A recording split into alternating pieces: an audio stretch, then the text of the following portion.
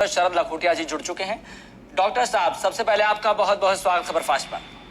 धन्यवाद जी। डॉक्टर साहब, सबसे पहले कार्यक्रम की शुरुआत करें इससे पहले एक बुनियादी सा मेरा सवाल है कि पहले कोरोना का जो दौर चल रहा था और जो आपकी स्थिति है, आपको क्या लगता है कि कितना अंतर है? देखिए, शुरुआत में जो कोरोना की स्थिति थी, लोग बहुत ज्यादा परेशान थे और समझ में नहीं आ रहा था कि क्या होने वाला है। लॉकडाउन शुरू हो गया, लॉकडाउन कब खुलेगा, काम कैसे चालू होगा, तो उसमें असमंजस ज्यादा था। और जो आपका वैक्सीन है उसकी क्या पोजीशन है, क्या बनेगी नहीं बनेगी, ये सारे चीजें पूरी साफ नहीं थी। इसके अलावा लोगों के जॉब भी नहीं थे। अचानक से ऐसा स्थिति आई, लॉकडाउन हुआ कि सारा काम बंद हो गया। आज की स्थिति बहुत साफ हो रही है। ये हमें अब समझ में आ गया कि इस साल के अंत तक आपको कोई ना कोई वैक्सीन मिल जाएगी और कोरोना का चैप्टर समाप्त होगा जी। और दूसरी बात ये है कि जो व्यवसाय बंद थे वो खुल भी गए हैं, बहुत सारी फैक्ट्रियां खुल गई हैं, कामकाज खुल गए हैं और जो काम जिनको आता है, जो उनका हुनर है, उनको काम मिलने लग गया है जी। तो ये अब एक ऐसी स्थिति है कि जहां इंसान को आज के दिन परेशान होने की जरूरत नहीं है और एक अच्छा सुंदर भविष्य दिख रहा है। ऐसी स्थिति में कई बार पुराने चीजों का आकलन करके कि इतने महीने लॉस हो गया, किसी को रेंट था उसको रेंट मिलना बंद हो गया, किसी की दुकान थी वो दुकान बंद हो गई और उनको रेंट देते रहना पड़ा। कई तरह की चीजें हैं, बच्चों के स्कूलों की फीस और कई चीजों के खर्चे चल रहे हैं और आय नहीं हो रही है। इसका बोझ पड़ गया। कई लोगों ने लोन लिया था, लोन चुकाने की किस्तें हो गई और आपको आमदनी के साधन नहीं हुए।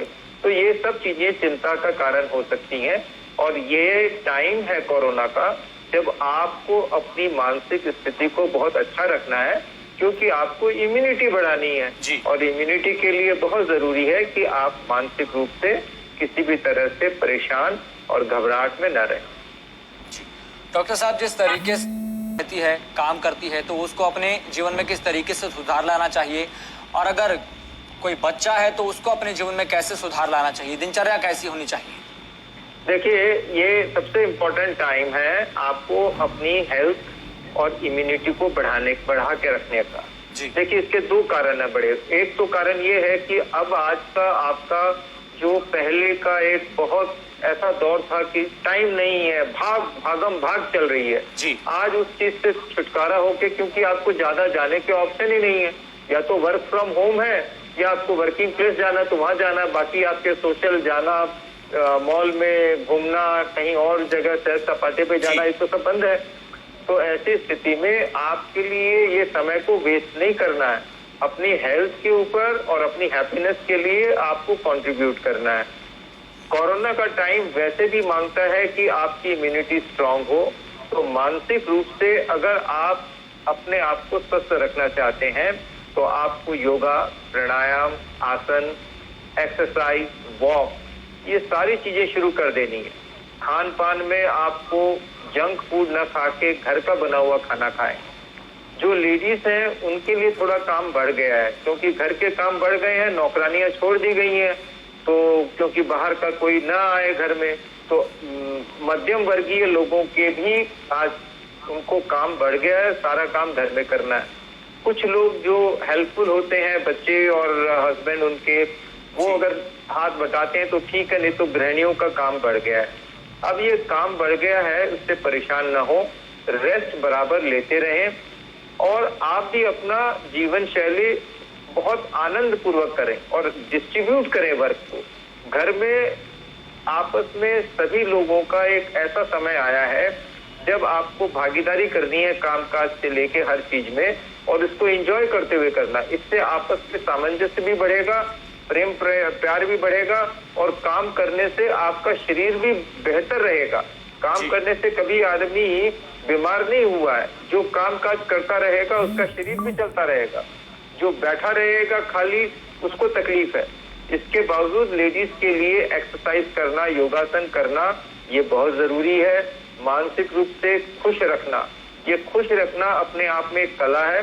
उसके बारे में आपको भी मैं बताऊंगा कि कैसे खुश रखा जा सकता है। लेकिन अपने आप को खुश रख के जब आप काम करेंगे तो आपकी इम्यूनिटी भी बढ़ेगी, जीवन में आनंद भी आएगा और जो ज्यादा काम का भार लग रहा है वो भी कम हो जाएगा। जी डॉक्टर साहब, जिस तरीके से आपने बताया कि खुश रहने को लेकर हम चर्चा करेंगे, लेकिन मेरा यही सवाल था कि जिस तरीके से भागदौड़ और प्रतिस्पर्धा भरे जीवन में जिस तरीके से लोग खुश रहना भूलते जा रहे हैं, और आंकड़ों पर भी देखें, अगर भारत के संदर्भ में देखें कि हैप्पीनेस जो इंडेक्स हर साल जारी होता है उसमें भारत का स्थान फिसलता जा रहा है, गिरता जा रहा है और स्थिति खराब होती जा रही है। इस तरीके से मैंने अपने शुरुआत में बताया था कि जिस तरीके से हैप्पीनेस जो इंडेक्स है भारत का 144वां स्थान पर अब आ चुका है, कहा 2017 में 122वें स्थान पर था और उसी आधार पर अब वर्तमान की स्थिति देखें 2020 की तो 144वें पायदान पर आ गया है। तो ये आंकड़े बताने के लिए पर्याप्त हैं कि भारत की स्थिति खुश रहने को लेकर क्या है और लोग कितना खुश रहते हैं। तो सवाल यही है कि लोग खुश कैसे रहें, क्योंकि वैसे ही कोरोना काल चल रहा है। देखिए, ऐसा है कि खुश रहने के लिए कभी कभी खुश है, कभी कभी खुश होने के लिए आप अच्छा भोजन कोई खा सकते हैं, कोई अच्छे व्यंग की बातें कर सकते हैं, कोई कॉमेडी शो देख सकते हैं, कोई चुटकुला सुन सकते हैं। लेकिन जीवन में हर समय आनंद में रहने के लिए आपको स्पिरिचुअल लाइफस्टाइल अपनानी पड़ेगी। आज आपका गीता ज्ञान विश्व के अंदर पूरे साइकेट्रिक, कार्डियोलॉजी, न्यूरोलॉजी की प्रॉब्लम को सॉल्व कर रहा है और वो आज हार्वर्ड में और मेयो स्कूल ऑफ मेडिसिन में इस बात को उन्होंने आकलन किया है कि 80% बीमारी आपकी सोच से होती है, जो तकलीफ वाली सोच से, और 80% बीमारियों का निदान भी अच्छी सोच से ठीक होता है। जी आज इतनी बड़ी बात है कि आपको अपने सोच के प्रोसेस को बदलना होगा। अगर आप सोच में समझेंगे क्या होता है, तो एक होता है पॉजिटिव इमोशन जो आपको खुशियां देता है, एक नेगेटिव इमोशंस है जो आपको तकलीफ देता है, परेशानी देता है। Positive minus negative emotion is equal to आप कितने खुश हैं इंसान। तो आपको पॉजिटिव इमोशंस बेहतर बनाने हैं, और पॉजिटिव इमोशन का तकलीफ ये है कि एक दिन में आप 50,000 बार सोचते हैं, और 50,000 बार में पॉजिटिव तो होते थोड़े से, नेगेटिव होते हैं काफी, और बाकी होते हैं वेस्ट थॉट जिनका कोई पर्पस नहीं है, जो परसों की समस्या या पिछले दिनों की समस्या या ऐसी कोई कहानी जिसका कोई रेलिवेंस नहीं है अभी के समय में, ऐसी बातों पे आता है। तो ऐसे में अगर आप अपने सोच को जब भी नेगेटिव की तरफ जाए, आप तुरंत उसको, मैंने एक प्रिंसिपल बनाया, लखोटिया प्रिंसिपल ऑफ स्टैचू, आप उसी समय स्टैचू बोले उस थॉट को और तुरंत वहां से हट के अपनी सोच को अच्छी चीज में लगा दें। यानी आज दिन भर में आपका कोई अच्छा मोमेंट हुआ या पिछले कुछ दिनों में हुआ, और पिछले दिनों में भी याद नहीं आ रहा है, तो आप अपनी नॉस्टैल्जिक यानी पुरानी याददाश्त से कोई खुशनुमा समय को याद करके उसको सोचें। ऐसे में जब भी आप अपनी सोच एक अच्छे और पॉजिटिव चीज के लिए करेंगे तो आप खुश होने लग जाएंगे। दूसरा तरीका है ग्रैटिट्यूड। हर एक चीज के लिए शुक्रिया अदा करना चाहिए, चाहे वो सरकार है, चाहे लोकल आदमी है, चाहे घर के परिवार के लोग हैं, चाहे आपके कोलीग्स हैं, कामकाज की जगह पे है, चाहे आपका छोटा ही कोई इंसान हो जो आपके नीचे काम करता है। हर एक इंसान को थोड़ा भी वो आपके लिए कुछ करता है तो उसको धन्यवाद दीजिए। सबसे पहले तो आपको सुबह उठते ही ईश्वर को धन्यवाद देना है कि आज तो आपको एक सुबह दी है और पूरा दिन आपके सामने खड़ा है और आनंद लेने का समय है और खूब आनंद लेना है। तो ये शुक्रिया से जब आप शुरू करते हैं, every time you think positive, आपके बॉडी में ऐसे हार्मोन निकलते हैं जिससे आनंद आता है। इनका अलग अलग नाम है, एंडोर्फिन है, सेरोटोनिन है, डोपामिन भी, डॉक्टर साहब डोपामिन भी एक केमिकल रिलीज होता है जो खुशी को जाहिर करता है। डोपामिन है। तो ये सारे जो केमिकल्स हैं ये आपके अलग अलग सिक्रीशन होते हैं अलग अलग फेजेस में जिसमें आप खुशनुमा रहते हैं। जी। तो जब भी आप खुशनुमा रहते हैं, आपका हाइपोथैलेमस, जिसे हम स्पिरिचुअल जिंदगी में बोलते हैं कि आपकी सोल वहां रहती है, वहां सारा कंट्रोल होता है बॉडी का, और वहां से पिट्यूटरी ग्लैंड में एक एक्सिस होती है, हाइपोथैलेमिक पिट्यूटरी एक्सिस, जिससे केमिकल लिबरेट होके पूरी बॉडी में जाता है। और जब आप खुशनुमा होते हैं तो पूरे शरीर में एक एक कोशिकाओं में वो आनंद का अनुभव देती है। और जब आप टेंशन है, इरिटेशन है, स्ट्रेस है, एंजाइटी है, तो वो कॉर्टिसोल सीक्रेट करती हैं जो बॉडी को बताते हैं कि ये आपका रिस्पांस, अब आपको भागना है या फाइट करना है, और ये नेगेटिव रिस्पांस है, और एक एक कोशिका, एक एक सेल बॉडी की आपकी रिएक्ट करती है कि कुछ नुकसान है। इसीलिए जब आप गुस्से में आदमी देखिए हाथ पांव भी कांपता है, चेहरा लाल हो जाता है और थकान लगने लग जाती है, चक्कर जैसा लगने लग जाता है। इसीलिए ये समझना है कि खुश रहना हमारी प्रकृति के अनुरूप है। कोई स्थान, चीज या वस्तु हमें खुश नहीं कर सकती। खुश रखना हमारी अपनी प्रक्रिया में सीखनी होगी। स्पिरिचुअल ज्ञान जिससे आज देश विदेश में दुनिया का फायदा ले रही है। आपको एक सुप्रीम के अंदर विश्वास है और आप एक सोल हैं और सोल से सुप्रीम को कनेक्ट कर लिया तो दुख दूर हो गए। और उसमें हमारे गीता ज्ञान में एक और बड़ी बात कही है कि आत्मा को शरीर से और मन से अलग रखिए। शरीर के कष्ट आपको तकलीफ नहीं देंगे और मन से अगर आपको ऊंच नीच या नुकसान या फायदा या कोई चीजें होंगी उसका कोई असर नहीं होगा। तो निरंतर खुश रहने का तरीका स्पिरिचुअल लाइफस्टाइल अडॉप्ट करना है और उसके साथ सारे काम करना है। क्योंकि जब आप स्पिरिचुअली मोटिवेटेड होते हैं, आपका पिट्यूटरी एक्सिस बढ़िया काम करता है, तो आपकी कार्य क्षमता अपनी बेस्ट पे होती है, यानी आप बेस्ट परफॉर्मेंस दे सकते हैं जिस क्षेत्र में भी है, जिस काम में भी। मतलब स्पिरिचुअली कनेक्ट रहना है हमें, ये चीज, और एक ग्रेटिट्यूड और सभी का शुक्रिया अदा करना, ग्रेटिट्यूड, लव। देखिए प्यार एक चीज समझिए, हैप्पीनेस के लोग बोलते हैं कैसे, give happiness to others, it comes back to you. आप अगर लोगों को खुश रखेंगे तो होगा। अगर आप सोचेंगे कि मैं आप पे खर्च करूंगा और आप मुझे आनंद देंगे, ऐसा संभव नहीं है। सिर्फ आप दूसरों को खुश करेंगे, वही रिफ्लेक्ट होके आएगी। जो आप वाइब्रेशंस बाहर भेजेंगे वो लौट के आपको आएगी। ये एफर्मेशन थ्योरी भी यही कहती है कि जो चीज आप बार बार सोचेंगे वही होगा।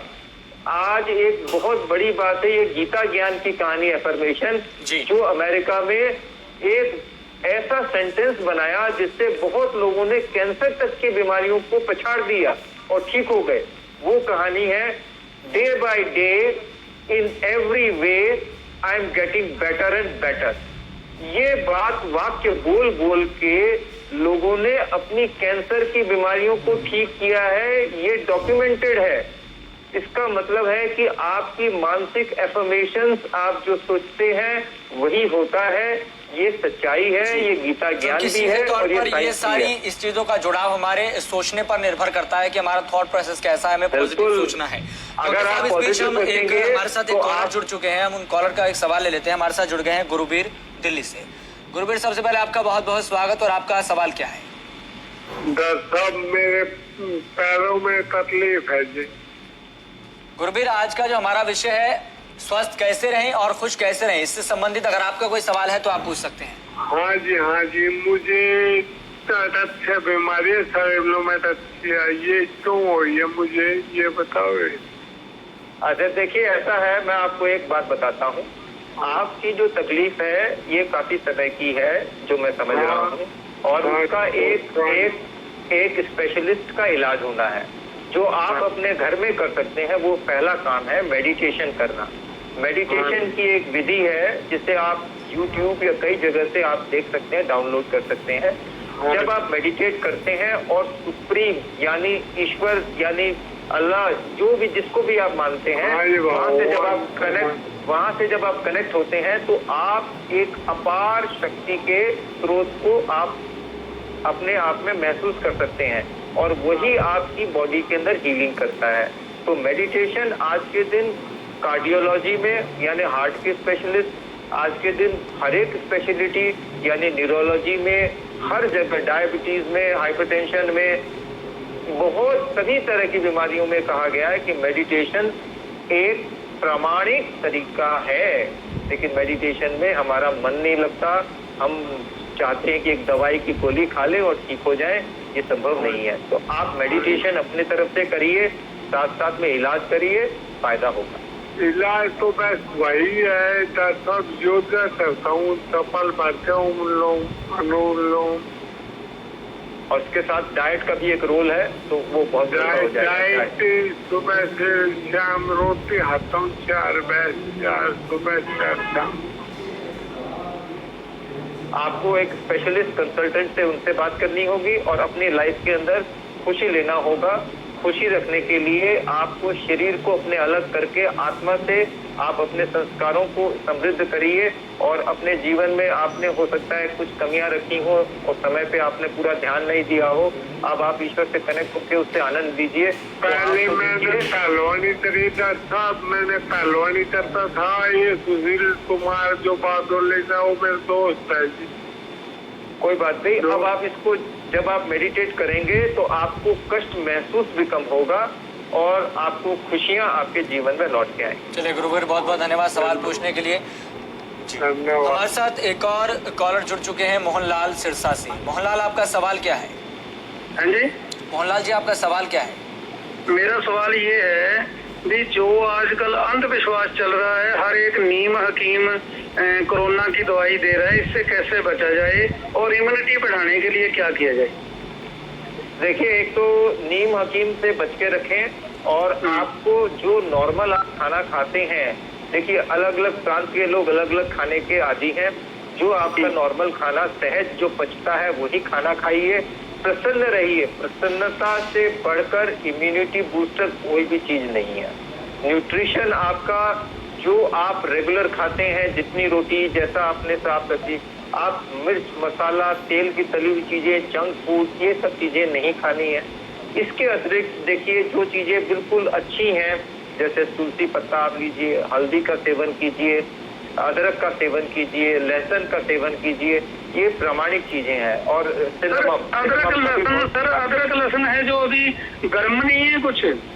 हाँ, ये आपको अपने शरीर को देखते हुए, आपको कितनी आपकी टॉलरेंस है उसको देखते हुए आपको लेना है।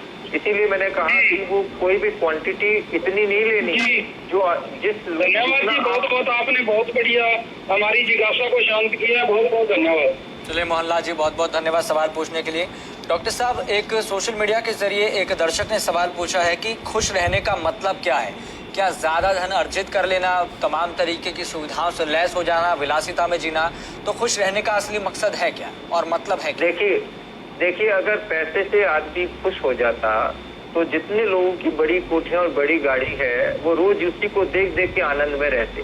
ये सच्चाई है कि डिप्रेशन के केसेस पैसे वालों में ज्यादा हैं और जिनके पास ज्यादा अधिक धन है या अधिक आपकी पोस्ट है, पोजीशंस है, वो ही ज्यादा दुखी भी हैं। तो अब मैं सच्चाई में आपको समझना होगा कि ये जीवन में सक्सेस का मतलब है आपकी प्रेजेंस से इस दुनिया में कितने लोगों का फायदा है, कितने लोगों को जरूरत है आपकी, और आप देश के लिए, आप संसार के लिए कितने उपयोगी हैं। आप जिस क्षेत्र में भी हैं, जो भी काम कर रहे हैं, आपने मेहनत से और उसमें बहुत आपने दिल लगा के और उसमें एक बहुत अच्छे तरीके से आप काम करते हैं, यही आपका स्पेसिफिक बायोडेटा और सक्सेस है। एक काम आप कोई बड़ा करें और घटिया तरीके से करें या पूरे उसमें अनभिज्ञ, पूरे भिज्ञ नहीं हो, उसमें गलत ढंग से करें, तो वो आपकी अनसक्सेस है। चाहे आप ज्यादा पैसा कमा रहे हैं या आपका ज्यादा और भी चीजें आपको बहुत साधन है। तो इसका मतलब है कि जीवन को सुंदर बनाने के लिए पहला तो एक, हर इंसान यूनिक है, किसी से किसी को कंपेयर नहीं करना है। आप में जितनी ईश्वर ने दी है प्रतिभा, उसका उजागर होना चाहिए और वो प्रतिभा लोगों के काम आनी चाहिए। यही संस्कार आप आगे अपने आत्मा के साथ लेके जाएंगे। शरीर रह जाएगा, एक से एक बड़े से बड़े मिनिस्टर, पॉलिटिशियन, इंडस्ट्रियलिस्ट, बिजनेसमैन सभी आए और चले गए, क्या हुआ? ये अगर उनको थोड़ा भी पीछे से उनकी जिंदगी को देखेंगे तो समझ में आएगा जिस चीज के लिए आप भाग रहे हैं वो वृक्ष रचना है। आप अपना काम करिए, जितना पैसा जरूरत है, पैसे की जरूरत पैसे से ही पूरी होगी और वो आपका काम करना जरूरी है। डॉक्टर साहब, ये आपने बड़ी बात कही है। मुझे लगता है कि ये बात हर किसी को सुननी चाहिए और जीवन में इसको अमली जामा भी पहनाना चाहिए। बहुत बड़ी बात बोली आपने डॉक्टर साहब। चलिए इसी बीच हम एक कॉलर का एक सवाल ले लेते हैं। हमारे साथ जुड़ गई हैं सुमन आहूजा कैथल से। सुमन जी, आपका सवाल क्या है? सुमन जी, आप आवाज सुन पा रहे हैं हमारी? जी, आपका सवाल क्या है? हमारा सवाल ये है कि मैं कोई भी दवाई लेती हूँ तो आराम आ जाता है। मेरी टांगों में, पैरों में बहुत दर्द रहती है, मैं बहुत परेशान रहती हूँ। देखिए मैं हूँ आई स्पेशलिस्ट और 10,000 आई सर्जन का प्रेसिडेंट रहा हूँ, लेकिन मैं आपको इतना बता सकता हूँ कि मेरे पास बुजुर्ग लोग आते हैं, मोतियाबिंद का इलाज करते हैं और टांगों में प्रॉब्लम ये सब लेके चलते हैं। अगर आप अपना इलाज जो प्रॉपर डॉक्टर है उस चीज के उससे कराएं, साथ में आप मानसिक रूप से अपने आप को प्रफुल्ल रखें, आनंद में रखें और जीवन शैली साधारण बहुत सिंपल रखें, खान पान बहुत अच्छा रखें और पौष्टिक खाना खाएं, हरी सब्जी खाना, जो ऋतु के फल हैं और सिंपल भोजन है ये करें और आप ईश्वर से कनेक्ट रहें, सुप्रीम से। मन तो में टेंशन ही रहती है, कोई डॉक्टर ये टेंशन ही तो आपकी सारी बीमारी का जड़ है। ये जो हड्डियों में दर्द है, आप ये शुरुआत करिए और अगर आप स्पिरिचुअली इंक्लाइन होकर मेडिटेशन कर लेंगी तो आप देखेंगे सब सारे समस्या खत्म ही हो जाएगी। चलिए सुमन जी, बहुत बहुत धन्यवाद लोग अब ये कर रहे पूछने हैं के लिए। हमारे साथ एक और कॉलर जुड़ गए हैं, राज सिंह चंडीगढ़ से। राज सिंह, आपका बहुत बहुत स्वागत। आपका सवाल क्या है? सर मेरी उम्र सर 75 है जी। और सर्वाइकल की दिक्कत है सर, देखो चक्कर आते हैं, मेरी टेबलेट भी चल रही है लेकिन कोई आराम नहीं हो रहा सर। तो पहले तो मैं आपको बताऊं 75 साल की आपको बहुत बहुत बधाई, 75 पार किया। आज के जमाने में इतनी बीमारियों के साथ 75 पार करना, आप नॉर्मल लाइफ एक्सपेक्टेंसी 66 की है तो आपको एक बहुत बड़ा माइलस्टोन है। पहले तो उसका आनंद लीजिए, ईश्वर का शुक्रगुजार करिए। दूसरा है स्पेसिफिक ट्रीटमेंट आपको स्पेसिफिक डॉक्टर ऑर्थोपेडिशियन से बात करके लेना है। तीसरा है आनंद में रहना है, खान पान ठीक रखना है, पोस्चर ठीक रखना है, लाइट एक्सरसाइज करनी है और जीवन में जो भी समस्या जैसी है उसको एक्सेप्ट करके जब आपका मन आप ईश्वर या बड़ी चीज में लगाएंगे तो दर्द अपने आप कम हो जाएगा। ये नेचर का अपना एक प्रोसेस है कि जितना उस पर ध्यान देंगे वो उतना कष्ट देगा आपको, लेकिन स्पिरिचुअली आप इंक्लाइन हो जाएंगे तो आपको आनंद आने लगेगा और कष्ट कम हो जाएगा। और साथ में इलाज कभी नहीं उसको इग्नोर करना है, इलाज भी कराते रहना है। और पहले इसका आप हर एक दिन शुक्रिया अदा कीजिए सुबह से शाम तक कि वो ईश्वर और लोग, मेरे परिवार के लोग, सभी लोगों ने इतना मेरा ख्याल रखा है कि मैं आज इस दहलीज तक पहुंचा हूँ, 75 पार किया। Thank you. चलिए राज सिंह जी, बहुत बहुत धन्यवाद सवाल पूछने के लिए। एक और दर्शक हमारे साथ जुड़ गए हैं, ईश्वर पहुजा गुरुग्राम से। ईश्वर जी, आपका बहुत बहुत स्वागत और आपका सवाल क्या है? हाँ जी सर जी, मेरा सवाल है जी। ये टांगों में दर्द रहता है, घुटनों में दर्द रहता है, थोड़ा चलने में परेशानी होती है। देखिए, मैं आपको आज फिर जैसे इस माध्यम से आपको यही बताने जा रहा हूँ, हम यहाँ स्पेसिफिक रोग का इलाज नहीं बता सकते हैं, ये स्पेशलिस्ट को दिखाना है। आप इस रोग को कैसे कम कर सकते हैं, बेहतर कर सकते हैं, कंट्रोल में कर सकते हैं, ये शरीर, मन और इसके बारे में मैंने जो बताया इसका सिंपल उदाहरण है मेडिटेशन करना, yoga, pranayama, asana, exercise as per physicians advice. जो आपका डॉक्टर बताता है जितनी एक्सरसाइज करनी है, कितनी फिजियोथेरेपी करनी है, वो आप पूरा करिए। और जब आप आनंद में रहेंगे, खाना साफ खाएंगे, परेशानी टेंशन नहीं लेंगे, बहुत मीठा बोलेंगे, लोगों के प्रति बहुत ग्रेटिट्यूड रहेगा, हर बार हर एक इंसान को शुक्रिया अदा करेंगे और चेयरफुल रहेंगे, बच्चों से खूब ठहाका मार के हंसेंगे, बड़ों को और छोटे बड़े जो घर के हैं सबको आशीर्वाद देंगे और प्रसन्नचित्त रहेंगे, तो आप देखिएगा समस्या आपकी खत्म ही हो जाएगी। चलिए ईश्वर जी, बहुत बहुत धन्यवाद सवाल पूछने के लिए। डॉक्टर साहब, मेरा आपसे अंतिम सवाल ये है और मैं आपसे आग्रह करता हूँ कि आप संक्षिप्त में उसका उत्तर देंगे। स्ट्रेस और डिप्रेशन में क्या अंतर है और डिप्रेशन मुक्त कैसे रहें? देखिए, स्ट्रेस जो है, जो हम मानसिक रूप से जितनी चीजें हम सोचते हैं, देखते हैं और जिंदगी में जिनको हमने अनरियल चीजों को भी रियल मान लिया है, वो और कंपैरिजन कर रहे हैं और हमारे एम्बिशन बड़े बड़े बना लिए हैं बिना सोचे हुए कि मैं उस लायक भी हूँ कि नहीं और कैसे मैं पहुंचूंगा, और परेशान हो रहे हैं कि सामने वाला तो हो गया और मैं नहीं पहुंचा। ये सारे स्ट्रेस के कारण है। और दूसरा है डिप्रेशन। जब स्ट्रेस बढ़ जाता है, परेशानी हो जाती है तो मन किसी भी चीज में नहीं लगता। अब आपका मन दुखी रहता है, आपके चेहरे पे वो झलक आती है दुख की, और इसके बाद जब ये गहरा हो जाता है तो डीप डिप्रेशन चला जाता है। हिंदुस्तान में डिप्रेशन नंबर 1 किलर डिजीज बन रहा है। हर 5 में से एक को कभी न कभी डिप्रेशन के लिए किसी न किसी कंसल्टेंट के पास जाना जरूरी होगा। ये स्टैटिस्टिक्स है। और ये डिप्रेशन का खाली उपाय है आनंद में रहना।